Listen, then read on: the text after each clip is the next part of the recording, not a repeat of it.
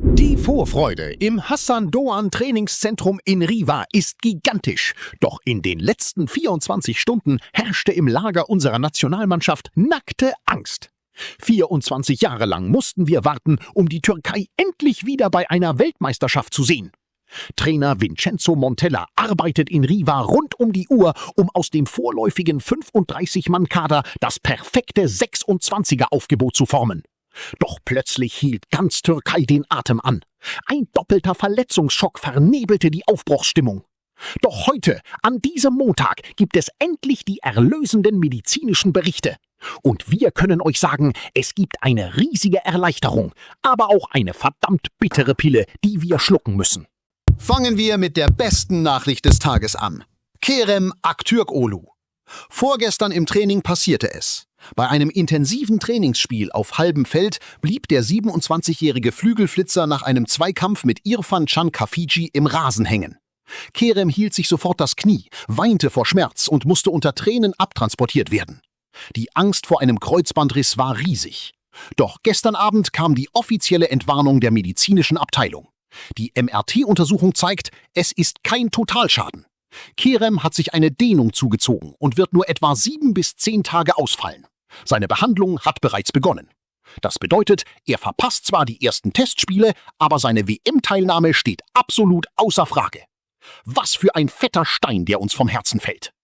Ganz anders sieht es leider bei Kenan Yildiz aus. Der 21-jährige Megastar von Juventus Turin verpasste gestern verletzungsbedingt das heiße Stadtderby gegen den FC Turin, das 2:2 unentschieden endete. Jetzt ist es traurige Gewissheit. Kenan hat sich im Juventus-Training einen Muskelfaserriss in der Wade zugezogen. Die Ärzte prognostizieren eine Ausfallzeit von mindestens 2 bis 3 Wochen. Für Montella ist das eine absolute Katastrophe. Das bedeutet nämlich, dass Kenan die gesamte heiße Phase der Vorbereitung verpasst. Und noch schlimmer, am 14. Juni, also in knapp 3 Wochen, wartet in Vancouver das erste WM-Gruppenspiel gegen Australien. Es wird ein brutaler, fast unmöglicher Wettlauf gegen die Zeit, um Kenan bis zum Anpfiff fit zu bekommen. Aber wir haben eine weitere absolute Waffe im Team, die sich in den letzten 24 Stunden in absoluter Topform präsentiert hat. Orkun Kökçü. Der Mittelfeldstratege hat eine monströse Saison hinter sich. Nach seinem Megatransfer von Benfica zu Beşiktaş Istanbul für 25 Millionen Euro Ablöse hat er die Super League komplett in Schutt und Asche gelegt. Am Wochenende wurde er offiziell von Sofascore zum Spieler der Saison 2025/26 gekürt. Mit seinem Gehalt von 5 Millionen Euro netto zeigt er auf dem Platz genau den Leaderwillen, den wir bei der WM brauchen. Zusammen mit Kapitän Hakan Çalhanoğlu bildet er ein Mittelfeldduo, vor dem sich ganz Nordamerika fürchten muss. Am 1. Juni steht in Istanbul der erste echte Härtetest gegen Nordmazedonien an, bevor es rüber nach Florida geht, wo am 7. Juni die Generalprobe gegen Venezuela steigt.